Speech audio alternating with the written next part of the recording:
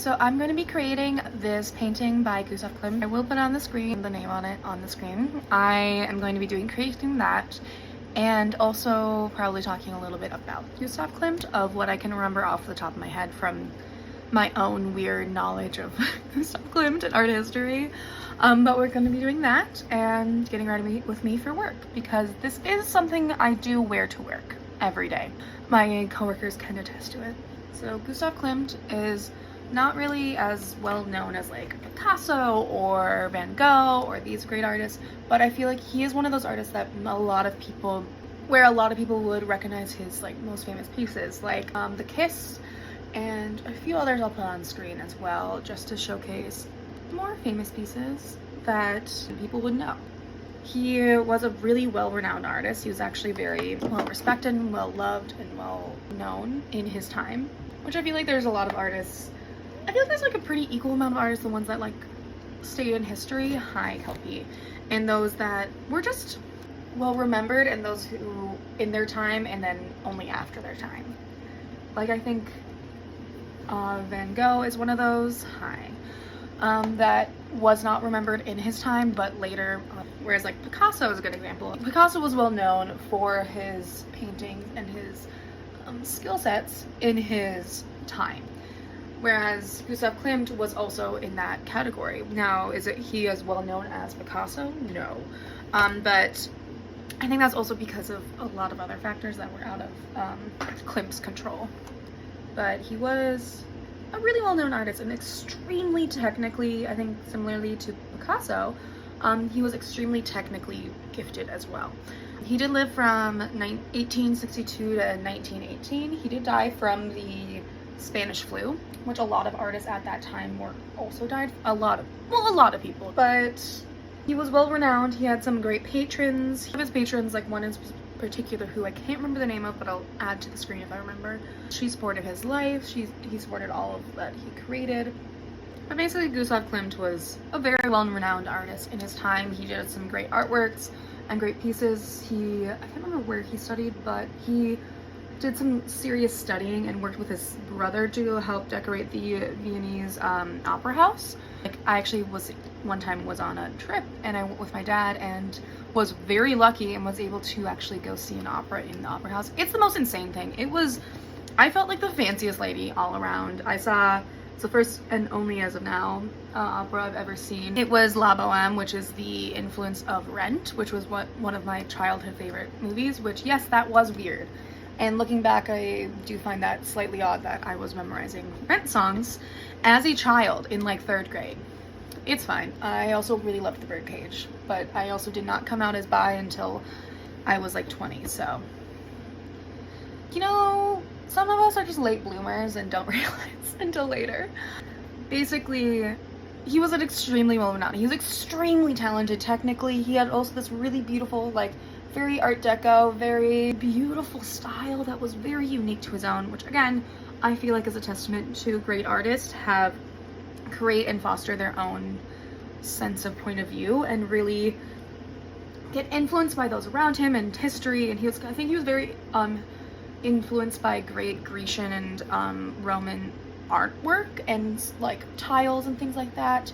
So that was one of his great like influences, was those things, and you can really see it especially in his pieces and stuff in Vienna. But so he had a really great patrons that helped support him, paid for his life, paid for his supplies, things like that. He also did like sell pieces as well, but back then especially, patrons were a huge part of the art scene because they would support these artists that they saw have a lot of talent, and then would also give in return some free or artwork as the payment, and then they would pay for their life, like their home, their food, all of those things, all of their supplies, and in return they would get pieces from them. This is going to be the color scheme, my about face paints for today. We shall see how it goes. I probably will add more colors because that usually ends up happening anyways, but let's get started with that. Okay, I added blush, and then I added too much blush, and then now we're here. But basically, Gustav Klimt was a very well-known, well-renowned artist that did beautiful work and did beautiful things. And this one is maybe not one of my favorites from him, but it is a beautiful piece. And it's also a piece that's in my daily calendar. So I have a calendar that I use at work every day that's a different art piece. It's my 3rd year having one, and now I have an insane amount of art pieces from it. Hi, Kelpie. And that's why I'm doing this, because I need to get through them and I need a reason to use all of them. And I have this stack, which isn't even all of them, but the ones that I really liked and would be fun to make makeup looks out of. So I need to start using them, which is why we're doing this today. I'm just gonna do some underpainting. I have like 20-30 minutes to get ready.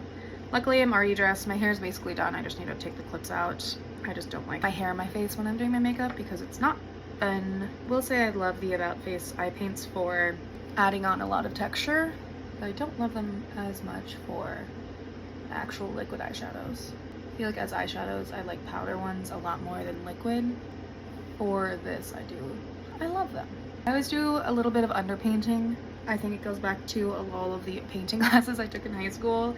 It just kind of helps me create a starting canvas, and if it's just my natural eye color, eye base, I don't like it as much. But Gustav Klimt was just a really cool dude, and this one is from his 1912. He just created a lot of greenery and created a lot of non-traditional art pieces. I'm just gonna be doing this, and I'll be back.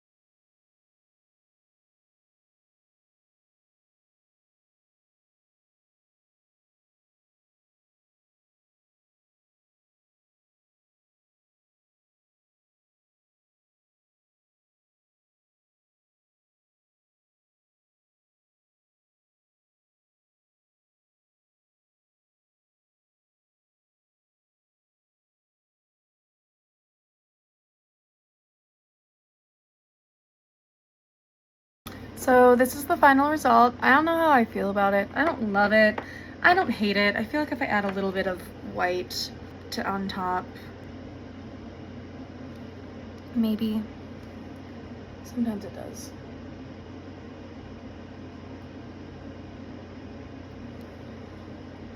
I don't hate it, but I don't love it.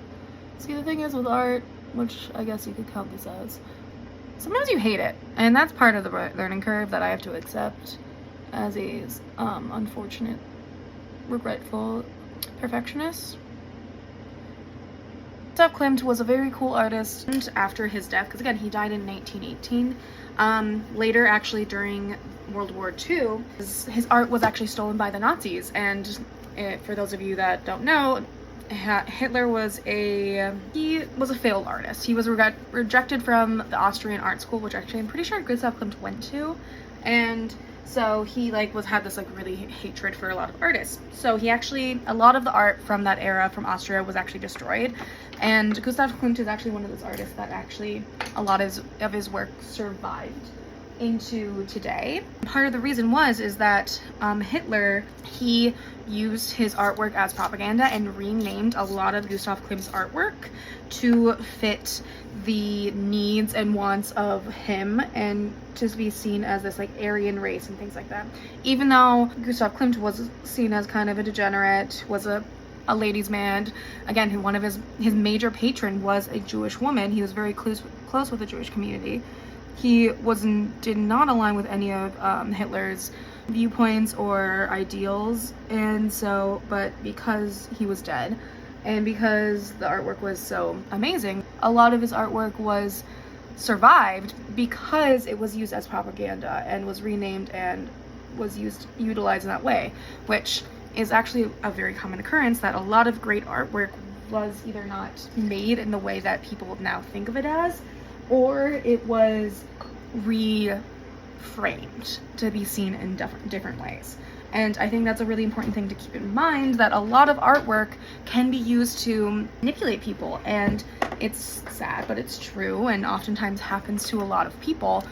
But Gustav Klimt was an amazing artist, kind of a shit dude in a lot of ways, but he wasn't a fucking Hitler lover. He didn't like him because he didn't know he existed. And it actually tainted some of Gustav Klimt's artwork later in life because he was so closely seen alongside of Hitler because it was used for his propaganda.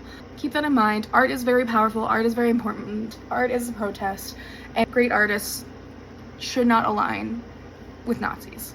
I'm gonna finish off and take a final photo and then head to work.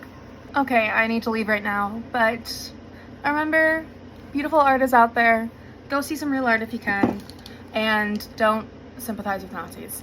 Bye.